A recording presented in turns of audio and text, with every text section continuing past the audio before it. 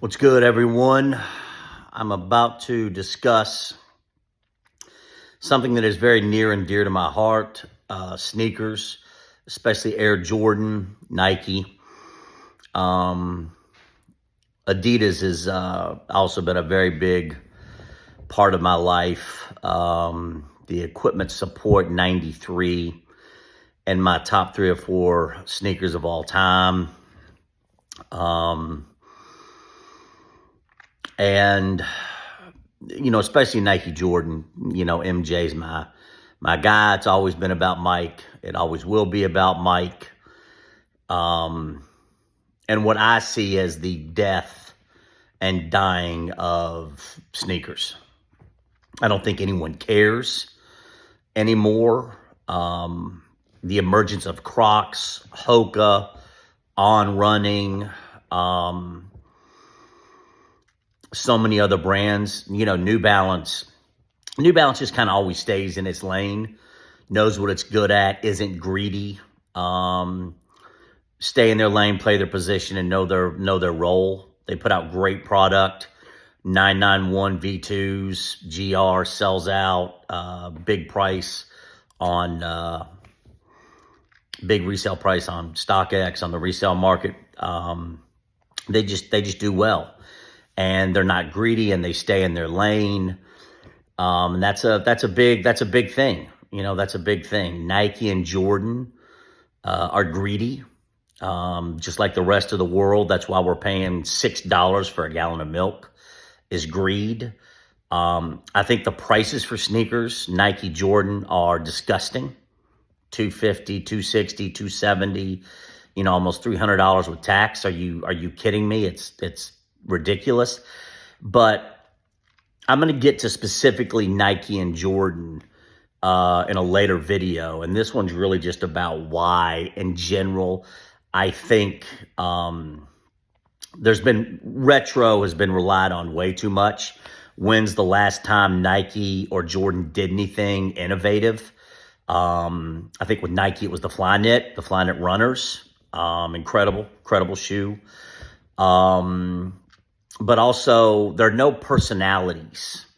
There's no great commercials. There's no great marketing. And I'm not talking about going back to the days of MJ, Tinker, Mars, Bo Jackson, even Larry Johnson and Grandma Ma. I'm not even talking about going back to the glory days.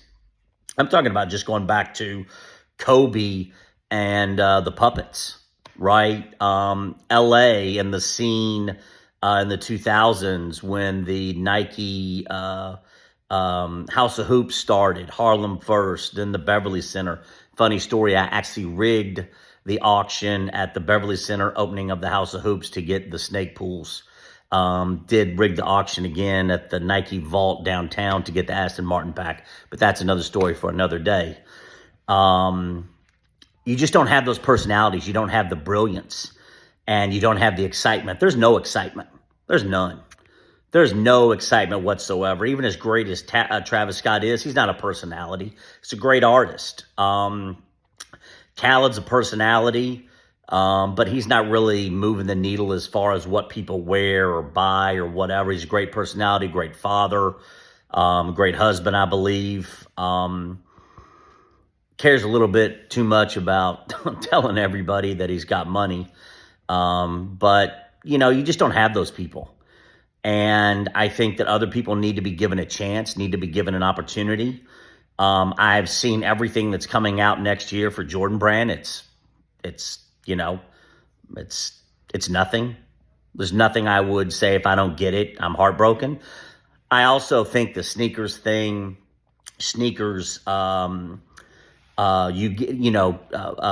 to see them too soon before they release. Where's the joy? That was the big thing, is seeing the new Jordan. Everything leaks 6 months before, 7 months before. It used to matter getting Jordans early. Now you got money, you find a sneaker reseller or whatever who's got a connect in China, and you spend $1,500 and you go on Instagram and show everybody you're a donkey and you got the new Travis Scott shoe or the new whatever. just in general, it's just ridiculous. And I also, like I said, there's no personalities, sneakers leaking a year in advance, 8 months in advance. There's no excitement, no personalities, no great commercials. There's no nothing. And Nike, Jordan, being greedy bastards that they are with the prices and the product, time goes forward. Time does not reverse. And you have to continually innovate. Been comfortable. Nike, Jordan have been comfortable way too long. Nike and Jordan are both essentially retro companies. That's all they are. A little surprised that that Nike and Phil Knight is okay with it. I'm a little surprised that MJ relies on other people to make him relevant, make Jordan brand relevant. And that's the truth. They rely on collaborations, whether it be back in the day with Virgil, now Travis, Khaled to a certain extent, I guess, but I don't really think that, nobody's queuing up to buy a Khaled collaboration.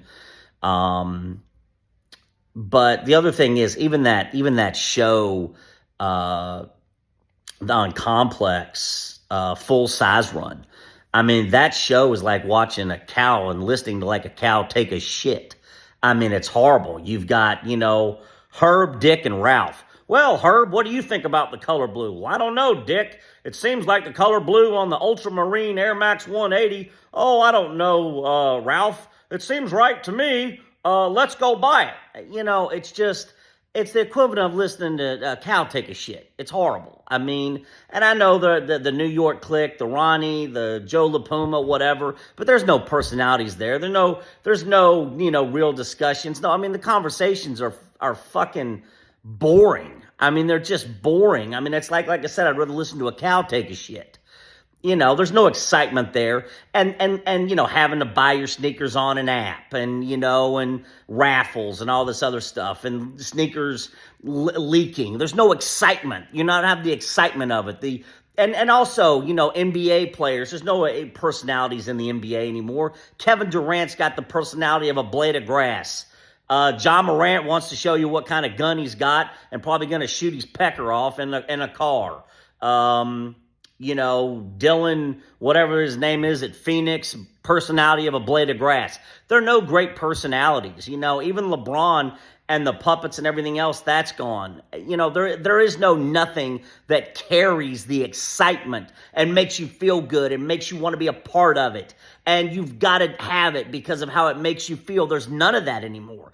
And, like I said, even the puppets going back to the day, with LeBron in that era and the installations in the Heatles and the installations in Miami, there was so much excitement. It was so exciting. And the hatred. I love haters more than I love my lovers. I loved you hating the Heat. But it's dead and it's dying a very slow death. And unless something is changed and the direction, because the next 18 months for Nike and Jordan are shit. I mean, they're terrible. But it's a combination of so many things that have led to the downfall. Relying on retros for too long. No personalities, no marketing, no nothing. I mean, it is mind-numbingly stupid stuff. And like I said, that Full Size Run show is just, and I get, Ronnie, and you've got the clique in New York and all that other stuff. But that doesn't mean, like I said, it doesn't mean that they're have great personalities and everything else. They're talented. Having talent and having a personality and everything else are two very different things. And people care now about, having a little celebrity friends and this and that and whatever. I got to tell you, the celebrities and everybody else, they're donkeys too. They're all morons. But again, it's a combination of so many things that the sneaker world is experiencing. Its downfall. And it's sad. It makes me sad. And I don't know what they do to turn it around because people are people and you can't have, you enjoy the moment that you're in and that we live through those things, that we live through the Heatles, Bo Jackson, Andre Agassi. But time moves forward, time moves on, and you constantly have to be innovation and personalities and marketing and creating great product. And there isn't a company out there, Nike, Jordan, Adidas, that does that. And it's really sad and it breaks my heart. But let me know what you think.